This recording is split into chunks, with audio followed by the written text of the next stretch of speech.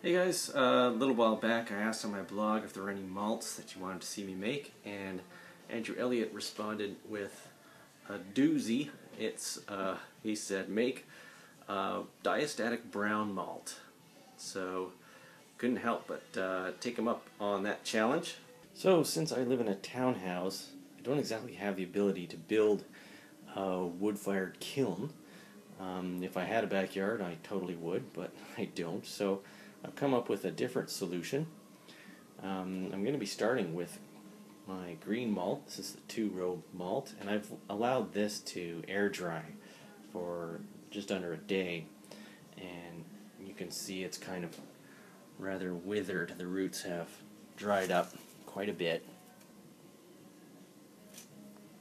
And I'm going to be using an offset smoker with a little bit of a difference to it. I'm not using it as a smoker. I'm going to be using wood pellets, and I'm going to be putting the wood pellets into this, which is called a gasifier. Very simply, it's just 2 cans, one cork paint can on the outside with holes on the bottom, and then inside there's a smaller soup can with holes on the bottom as well, and holes on the top. So you get a better light there. Now, you put the wood pellets inside and start the fire, and it burns from the top down. What it does is it pulls the smoke and gases down and then up in between the 2 cans, and actually has a secondary burn. These gases burn off from the top holes. I'll show you what it looks like lit in a second here. And the reason I'm doing this is because I need a consistent fire, but a fire that's not too hot. I don't want the temperature to get above 45 degrees or 45 to 50 degrees. If that happens, it will destroy the enzymes in the malt. So I want to keep a consistent fire at a very low temperature for a really long time. And I think the best way to do this is with these wood pellets. Now, traditionally, hornbeam was the wood that's used, but I don't have access to that here on the West Coast. But I do have access to all these Traeger wood pellets. And what I'm going to be using for this project is the pecan, or pecan. If you're from the States, if you're from Canada, it's pecan. Apparently, oak burns rather hot, so I didn't want to use that. And there was also cherry wood, which I was told burns quite fast. So I just like the idea of using pecan wood. Sounds kind of cool. So that's what I'm going to be using. I had thought of using actually straw pellets. I found these barley straw pellets. It's used for ponds. But I tried burning them and they really wouldn't stay lit, and it's really expensive for a little bag like this. So I'm not going to use those. Okay, so the malt that I'm actually making here is self-converting malt dried over a wood fire, much like malts that would have been made before the use of coke as a fuel in malt kilns. Coke was used as early as 1642, but didn't become widely used until the middle of the 18th century. So before this, all porters were 100% diastatic brown malt.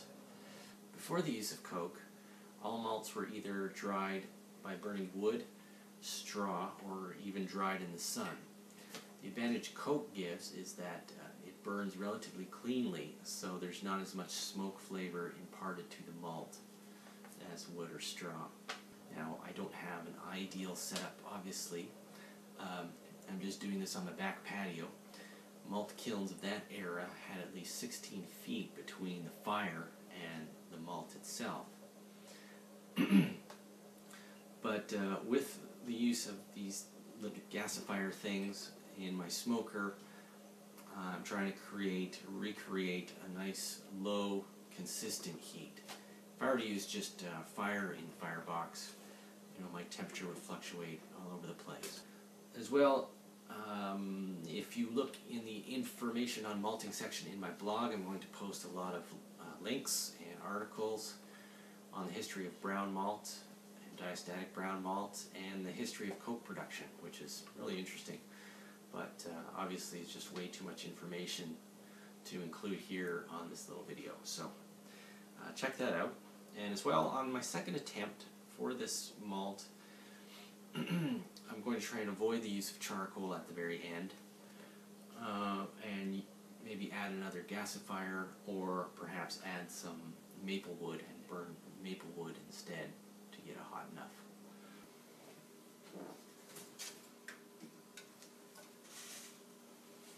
Now there's quite a few really good blogs that talk about 18th century brown malt and porter, and I'll post those on down below here.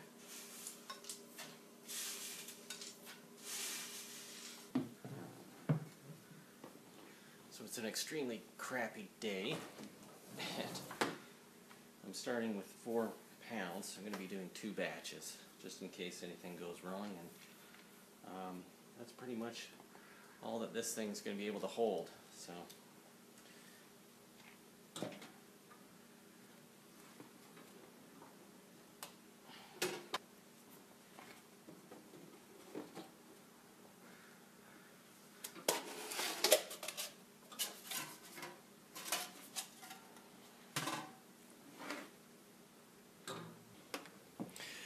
So I've got the wood pellets coming up just to below the holes in the can, and a little bit of fire starter in the middle.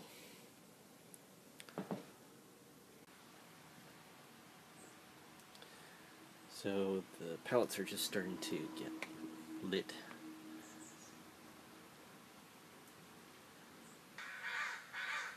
So it's about 5 minutes in, and got a nice small flame going. It's starting to come out of the holes at the top. And that should be good for about 45 minutes or so. And when that burns down, now I empty the coals out and put some new wood pellets in, and then put the coals on top. And that way it burns a lot slower. I've tried putting the coals, leaving the coals on the bottom and putting the pellets on top, but that just burned way too fast, and the flame was quite high. So this is a lot more controlled. And I will get some of that smoke character, but not too much. Hopefully it's not going to overpower the flavor of the malt.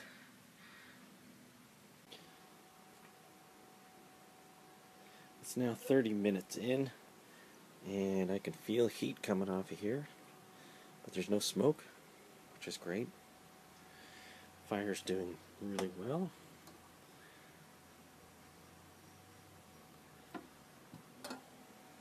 Let's check the temperature inside. Yeah, 36 degrees on this thermometer here. And that's going to go up a little higher, I'm sure.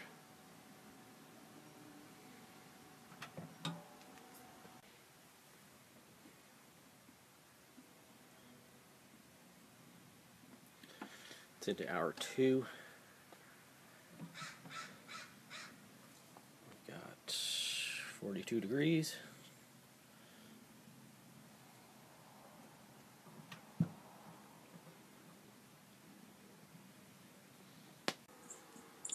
We're into hour 3.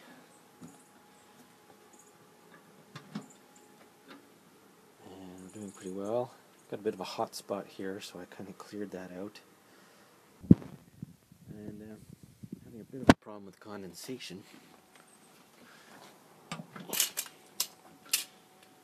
Now what's happening is the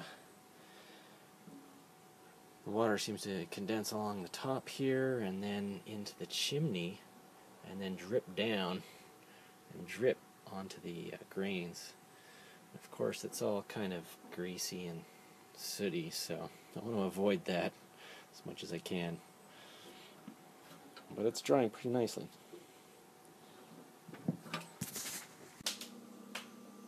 So after 12 hours, I'm back down to just over 4 pounds. So what I'm going to do is just wait till tomorrow to cure it.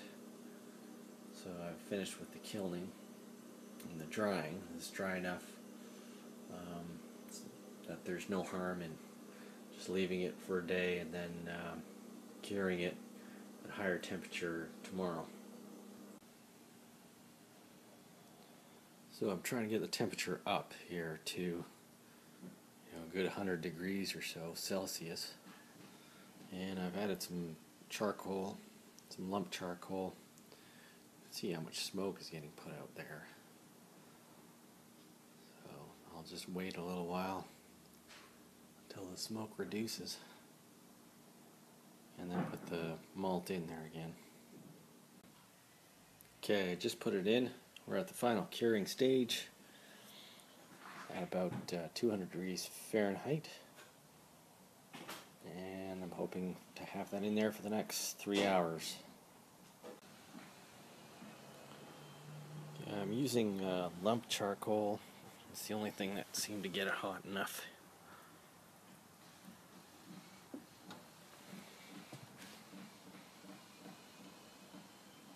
Not much smoke happening, which is good. So I've just been throwing some of these pellets in. Seems to be working. They burn pretty nicely.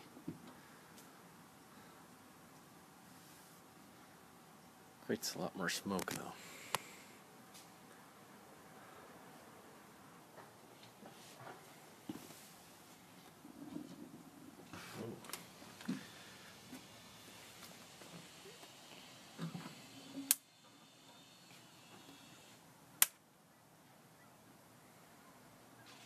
Getting a lot of snapping, so obviously means it's getting too hot too quickly.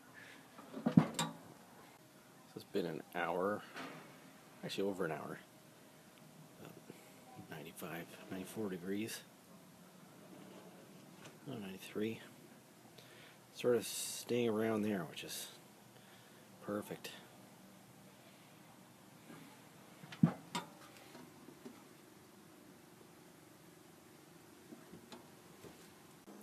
So here's the finished product after 3 hours of curing.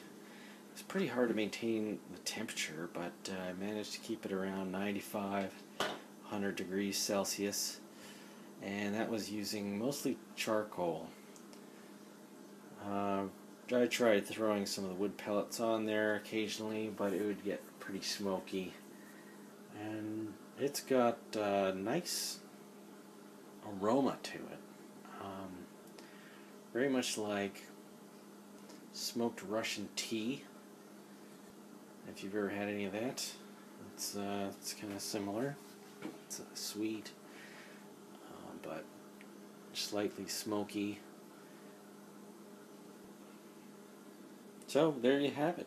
And I guess the final test will be if it actually makes beer. If there are any enzymes left in this malt. I'm sure there are. It didn't get really hot. May take a while to convert, but we'll see. And I'm just rubbing off the rootlets here. Anyway, there's my Diastatic brown malt. If you have any recipes from 1750 or earlier for a porter using brown malt, post them in the comments below. That'd be really cool. Thanks for watching.